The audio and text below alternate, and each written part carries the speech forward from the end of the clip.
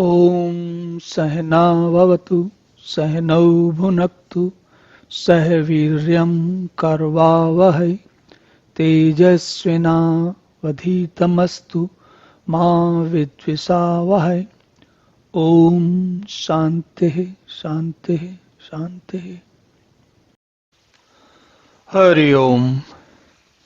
तो पिछले श्लोक में भगवान ने कहा कि जो मन शरीर बुद्धि से कर्म करता है और किसी भी कर्म में जो उसके साथ कर्म के साथ संग होता है, कर्म के साथ आसक्ति होती है, उसको छोड़ करके त्यक्त्वा आत्मशुद्ध है काम करता है।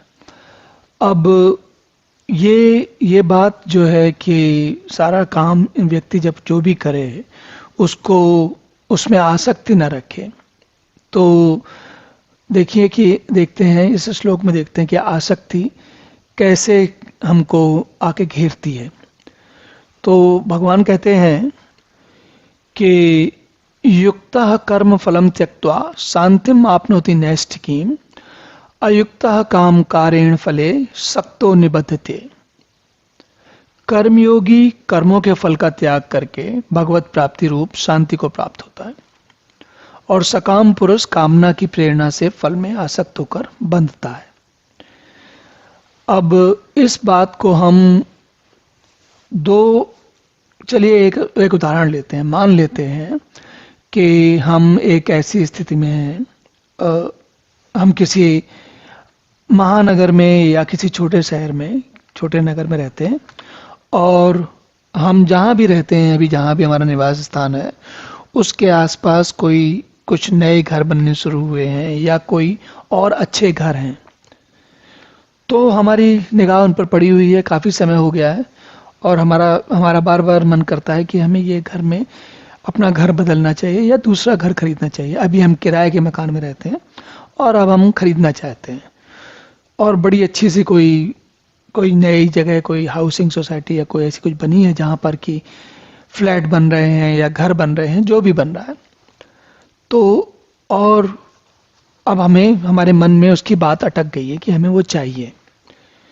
तो होता क्या है कि सकाम पुरुष क्या करेगा, उसके मन में इच्छा आ गई और उस इच्छा के वशीभूत होकर वो घर कैसा शहर है, कितना बड़ा शहर है, कैसी जगह है, उस जगह 10, 15, 20, 50 लाख की भी हो सकती है, 2, 4, 10 करोड़ की भी हो सकती है। निर्भर करता है कि कैसा शहर है, कैसी जगह है, कितना बड़ा घर है इत्यादि, है ना। और हम सभी जानते हैं कि लेकिन अब हमारी क्षमता, अगर हमारे पास ये क्षमता होती कि हम वो घर या वो अपार्टमेंट या जो भी जगह है उसको जाके कभी भी खरीद सकते, तो फिर तो वो चिंता की बात ही नहीं होती, हमने जाके खरीद लिया होता, कभी भी खरीद लिया होता, कोई बात ही थी ही नहीं उसमें। लेकिन अगर हमारी क्षमता वैसी नहीं है, और आमतौर पर सामान्यतः ऐसा होता है, हम सभी, अगर हम आज 50 लाख या 1 करोड़ या 2 करोड़ के मकान में रहते हैं तो हम आगे कुछ 4 करोड़ का या जैसी स्थिति हो, इनमें संख्याओं का कोई महत्व नहीं है। संख्याएं कुछ भी हो सकती हैं, 50 लाख से 50 करोड़ और पता नहीं कितनी और भी बड़ी हो सकती हैं। ये तो व्यक्ति की परिस्थिति पर निर्भर करता है। कोई 50 करोड़ का आसामी होगा तो शायद वो 50 करोड़ का मकान देखेगा, और जो 50 लाख का होगा वो 50 लाख की देखेगा, और जो 5-10 लाख का होगा वो 5-10 लाख में कुछ अपना सोचेगा क्या करेगा। लेकिन बात, ये निर्णय, ये परिस्थिति सबके ऊपर एक जैसी लगती है। एक बार हमारा मन कहीं अटक गया तो अब हम उस फल को, उस स्थिति को पाना चाहते हैं। तो सारे काम, हम व्यापार भी उसी दृष्टि से करेंगे, हम नौकरी भी उसी दृष्टि से करेंगे, नौकरी बदलेंगे, व्यापार में ज़्यादा से ज़्यादा कोशिश करेंगे कि व्यक्ति हमें सफलता मिले, ताकि वो जो भी 50 लाख 50 करोड़ जितने का भी मकान है वो हम खरीद सकें। इसके विपरीत अगर व्यक्ति जानता है कि भाई जो हम प्रयोग कर रहे हैं, जो भी हम काम कर रहे हैं, उसकी एक सीमित क्षमता है, उसमें उतना पैसा निकल सकता है या नहीं निकल सकता है ना, और उसके हिसाब से उसने अपना एक लक्ष्य बना लिया कि भाई मुझे ये वाला घर चाहिए। देखिए यहाँ बड़ा सूक्ष्म अंतर दोनों के प्रति है, दोनों के बीच में है। एक में व्यक्ति, स्थितियां दोनों की एक जैसी हैं, दोनों स्थिति में व्यक्ति के पास पैसा शायद उतना ही है, लेकिन एक में क्या है कि उसका जो कर्म फल है वो उसका लक्ष्य बन गया और उसके लिए वो पूरा जी जान लगा के कोशिश कर रहा है।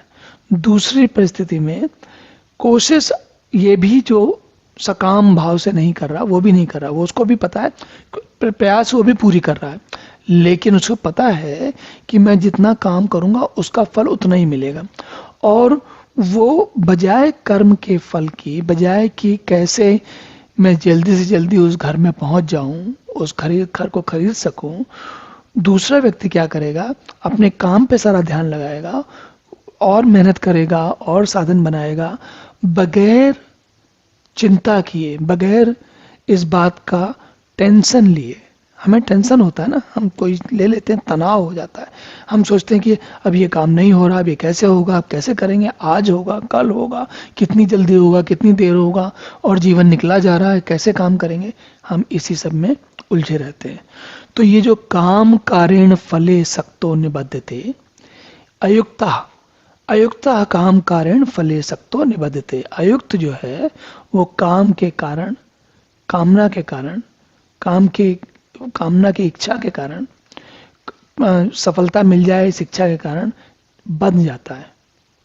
और जीवन दोनों, शायद ऐसा हो सकता है कि दोनों व्यक्ति, सकाम भावना वाला भी और ना सकाम भावना, निष्काम भावना वाला भी, दोनों उसी लक्ष्य तक पहुंचे, लेकिन एक को जीवन थोड़ा कम चिंता में रहेगा, कम समस्या में रहेगा, कम, आजकल के ज़माने में हम जानते हैं लोगों को ब्लड प्रेशर हो जाता है और भी कई सारी बीमारियां हो जाती हैं। तो अगर आप वहाँ तक पहुँच भी गए और आपका जीवन ही पूरा व्यर्थ हो गया, बीमार हो गए, तो इसका कोई फायदा नहीं हुआ। तो यहाँ पर भगवान ये कह रहे हैं कि युक्ता कर्म फलम त्यक्त्वा, जो युक्त है वो कर्म फल को छोड़ देता है। और ये बड़ी बात सहज है, लेकिन इसको थोड़ा सा गंभीरता से और गहराई तक समझने की और साधने की आवश्यकता हम सभी को होती है। अब देखते हैं अगले श्लोक में भगवान क्या कहते हैं। ओम पूर्णमदः पूर्णमिदं पूर्णात् पूर्णमुदच्यते पूर्णस्य पूर्णमादाय पूर्णमेवावशिष्यते। ओम शांति शांति शांति।